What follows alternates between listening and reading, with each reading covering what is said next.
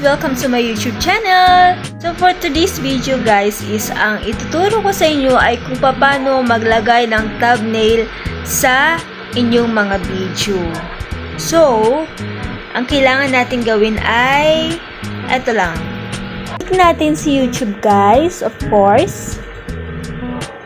Ayan. Then, ganito lang siya kasimple lang guys ha. Then, syempre, this is my YouTube channel. Please follow na din po. Subscribe guys. Ayan. And then, punta tayo sa videos. Ayan. Kung makikita nyo, meron na akong thumbnail. Itong mga to yan. So, itong Let's Cook Pakbet ang lagyan natin ng thumbnail. So, pindutin nyo tong tatlong button sa right. Okay? And then, go to edit guys. Ayan. Ganyan lang kasimple guys. And then, pindutin nyo itong nasa taas na parang picture. Yan. And then, ayan na, edit thumbnail. And then, custom thumbnail guys. So, pupunta na yan diretso dun sa gallery nyo or PDF file.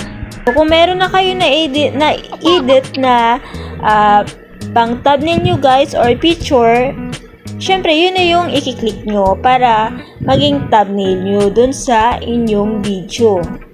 Okay? Ganun lang po siya kasimple. So, ito guys, for example, ilagay natin tong pinakbet. This one. Ayan. So, ayan na po siya. Ganyan lang siya kasimple. And then, pindutin lang natin yung done. Okay. Ayan na guys. Then, of course, save na natin.